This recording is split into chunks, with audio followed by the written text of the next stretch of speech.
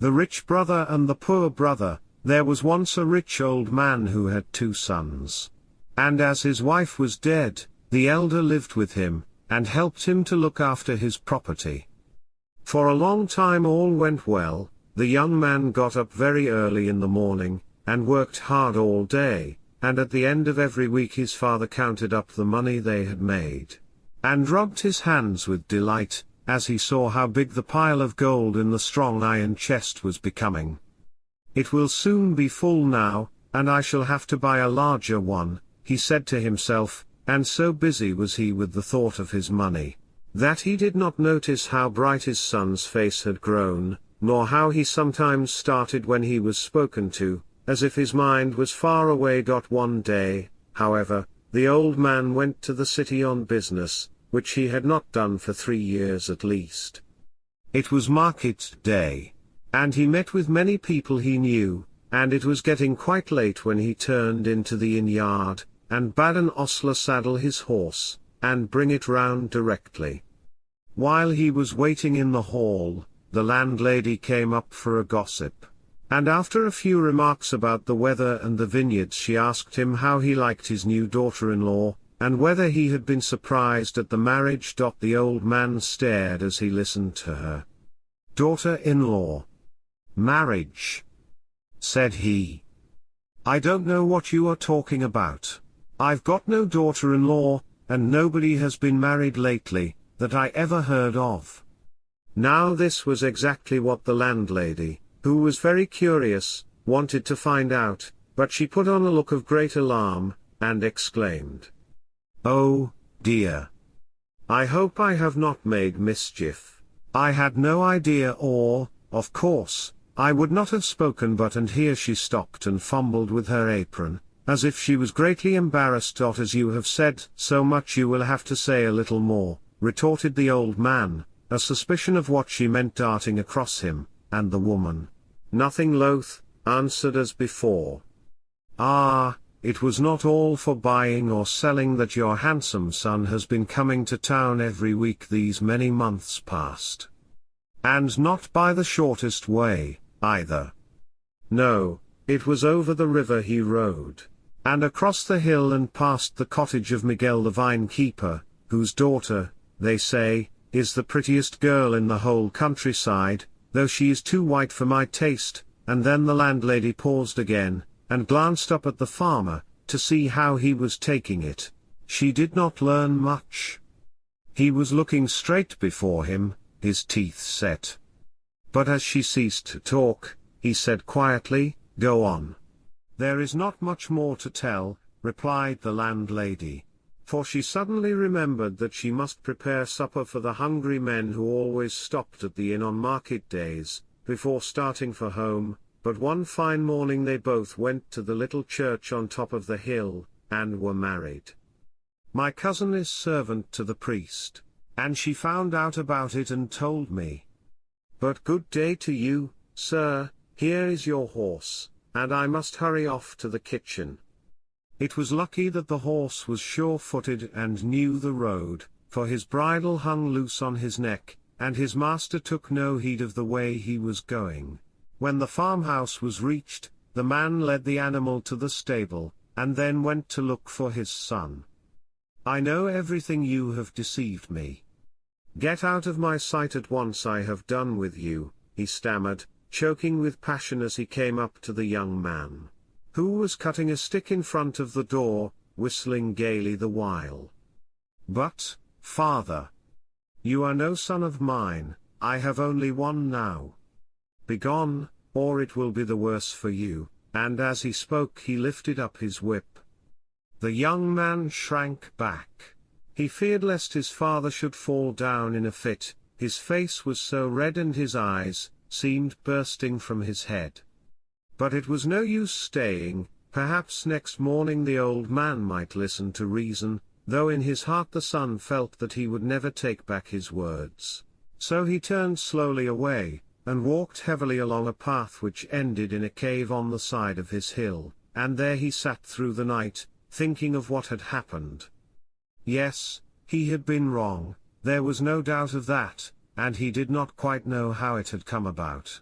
He had meant to have told his father all about it, and he was sure, quite sure, that if once the old man had seen his wife, he would have forgiven her poverty on account of her great beauty and goodness.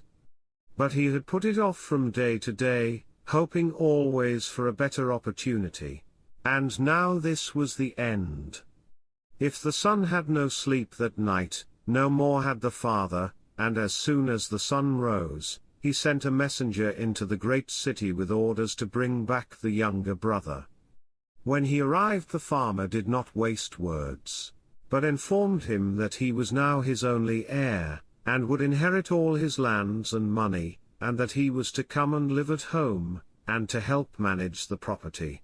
Though very pleased at the thought of becoming such a rich man, for the brothers had never cared much for each other, the younger would rather have stayed where he was, for he soon got tired of the country, and longed for a town life. However, this he kept to himself, and made the best of things, working hard like his brother before him. In this way the years went on, but the crops were not so good as they had been, and the old man gave orders that some fine houses he was building in the city should be left unfinished, for it would take all the savings to complete them.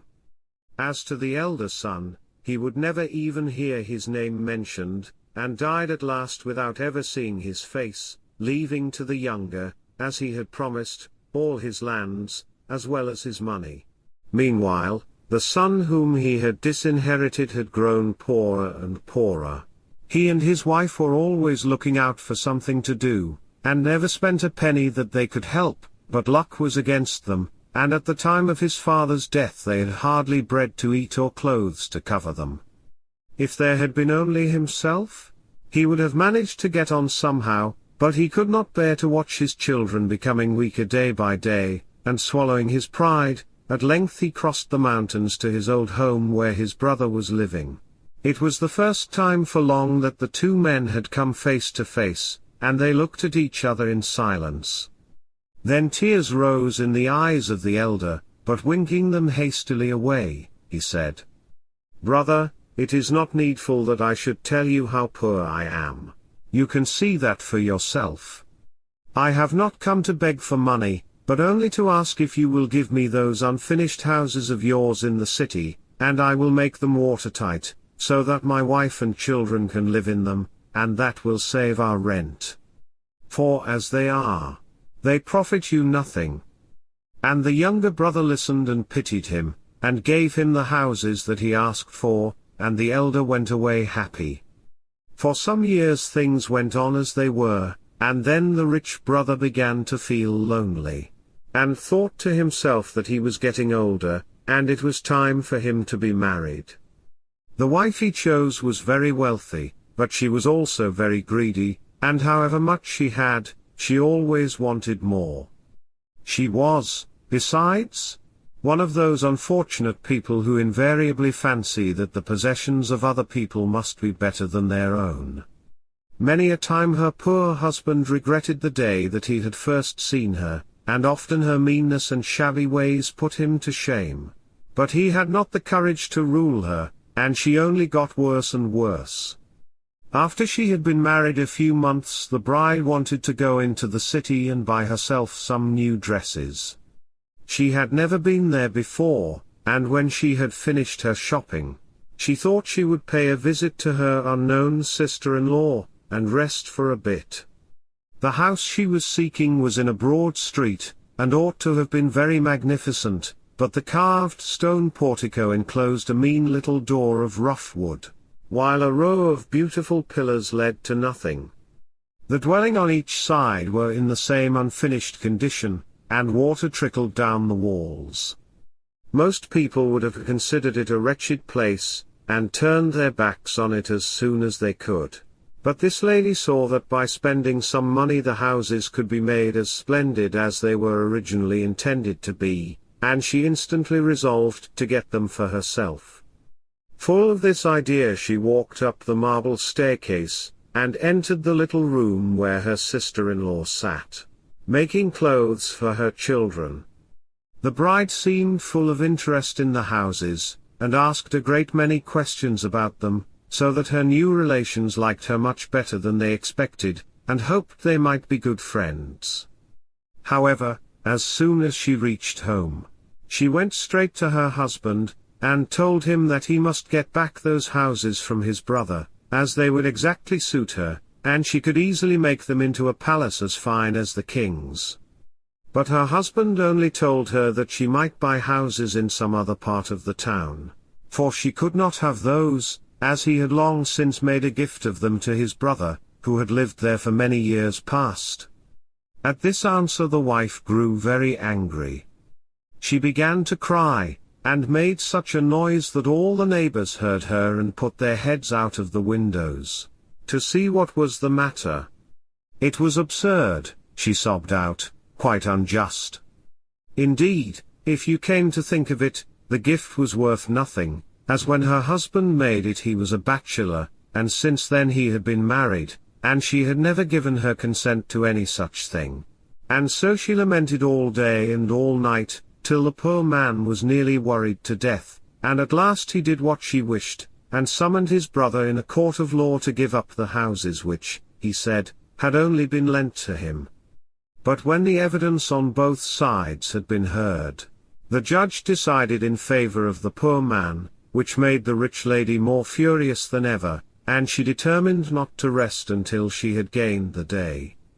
If one judge would not give her the houses another should, and so time after time the case was tried over again, till at last it came before the highest judge of all, in the city of Evora. Her husband was heartily tired and ashamed of the whole affair, but his weakness in not putting a stop to it in the beginning had got him into this difficulty, and now he was forced to go on. On the same day the two brothers set out on their journey to the city, the rich one on horseback, with plenty of food in his knapsack, the poor one on foot with nothing but a piece of bread and 4 onions to eat on the way. The road was hilly and neither could go very fast, and when night fell, they were both glad to see some lights in a window a little distance in front of them.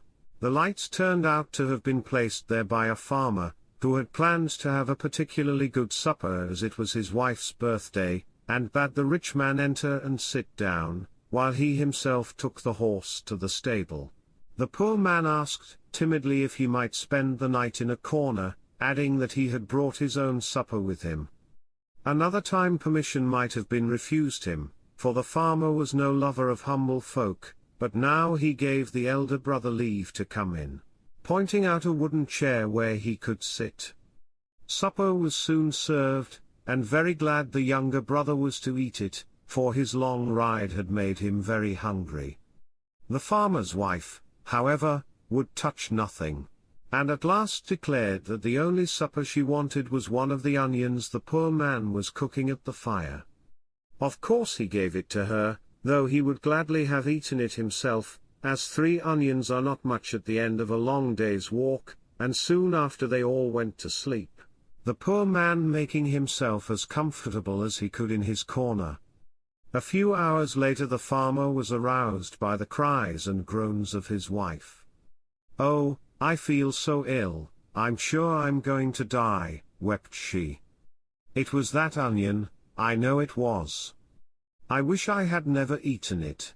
It must have been poisoned." "If the man has poisoned you he shall pay for it," said her husband, and seizing a thick stick he ran downstairs and began to beat the poor man, who had been sound asleep, and had nothing to defend himself with. Luckily, the noise aroused the younger brother, who jumped up and snatched the stick from the farmer's hand, saying, "We are both going to Evora to try a lawsuit. Come too, and accuse him there if he has attempted to rob you or murder you, but don't kill him now, or you will get yourself into trouble." "Well, perhaps you are right," answered the farmer, "but the sooner that fellow has his deserts, the better I shall be pleased." And without more words he went to the stables and brought out a horse for himself and also the black Andalusian mare ridden by the rich man, while the poor brother, fearing more ill treatment, started at once on foot. Now all that night it had rained heavily, and did not seem likely to stop, and in some places the road was so thick with mud that it was almost impossible to get across it.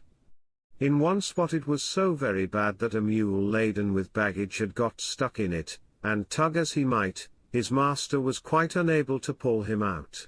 The muleteer in despair appealed to the two horsemen, who were carefully skirting the swamp at some distance off, but they paid no heed to his cries, and he began to talk cheerfully to his mule, hoping to keep up his spirits, declaring that if the poor beast would only have a little patience, help was sure to come.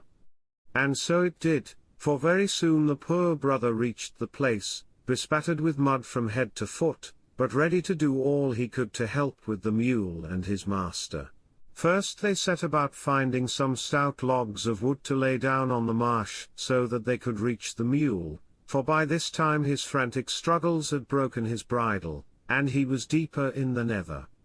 Stepping cautiously along the wood, the poor man contrived to lay hold of the animal's tail, and with a desperate effort the mule managed to regain his footing on dry ground, but at the cost of leaving his tail in the poor man's hand. When he saw this, the muleteer's anger knew no bounds, and forgetting that without the help given him, he would have lost his mule altogether, he began to abuse the poor man, declaring that he had ruined his beast, and the law would make him pay for it. Then, jumping on the back of the mule, which was so glad to be out of the choking mud that he did not seem to mind the loss of his tail, the ungrateful wretch rode on, and that evening reached the inn at Evora, where the rich man and the farmer had already arrived for the night. Meanwhile the poor brother walked wearily along, wondering what other dreadful adventures were in store for him. "I shall certainly be condemned for one or other of them," thought he sadly, "and after all, if I have to die, I would rather choose my own death than leave it to my enemies." And as soon as he entered Evora he looked about for a place suitable for carrying out the plan he had made. At length he found what he sought, but as it was too late and too dark for him to make sure of success, he curled himself up under a doorway, and slept till morning.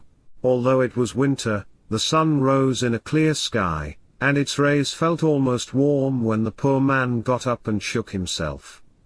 He intended it to be the day of his death, but in spite of that, and of the fact that he was leaving his wife and children behind him, he felt almost cheerful.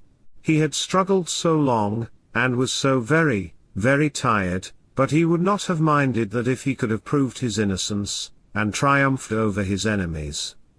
However, they had all been too clever for him, and he had no strength to fight any more. So he mounted the stone steps that led to the battlements of the city, and stopped for a moment to gaze about him. It happened that an old sick man who lived nearby had begged to be carried out and to be laid at the foot of the wall so that the beams of the rising sun might fall upon him, and he would be able to talk with his friends as they passed by to their work. Little did he guess that on top of the battlements, exactly over his head, stood a man who was taking his last look at the same sun, before going to his death that awaited him. But so it was. And as the steeple opposite was touched by the golden light, the poor man shut his eyes and sprang forward. The wall was high, and he flew rapidly through the air, but it was not the ground he touched, only the body of the sick man, who rolled over and died without a groan. As for the other, he was quite unhurt, and was slowly rising to his feet when his arms were suddenly seized and held. "You have killed our father, do you see? Do you see?" cried two young men, "and you will come with us this instant before the judge, and answer for it." "Your father? But I don't know him." "What do you mean?" asked the poor man, who was quite bewildered with his sudden rush through the air, and could not think why he should be accused of this fresh crime. But he got no reply, and was only hurried through the streets to the court-house, where his brother, the muleteer, and the farmer had just arrived, all as angry as ever, all talking at once, till the judge entered and ordered them to be silent. "I will hear you one by one," he said, and motioned the younger brother to begin. He did not take long to state his case. The unfinished houses were his, left him with the rest of the property by his father, and his brother refused to give them up. In answer, the poor man told, in a few words, how he had begged the houses from his brother, and produced the deed of gift which made him their owner. The judge listened quietly and asked a few questions, then he gave his verdict. The houses shall remain the property of the man to whom they were given, and to whom they belong. And as you, he added, turning to the younger brother, brought this accusation knowing full well it was wicked and unjust, I order you, besides losing the houses, to pay £1,000 damages to your brother. The rich man heard the judge with rage in his heart, the poor man with surprise and gratitude. But he was not safe yet, for now it was the turn of the farmer. The judge could hardly conceal a smile at the story, and inquired if the wife was dead before the farmer left the house, and received for answer that he was in such a hurry for justice to be done that he had not waited to see.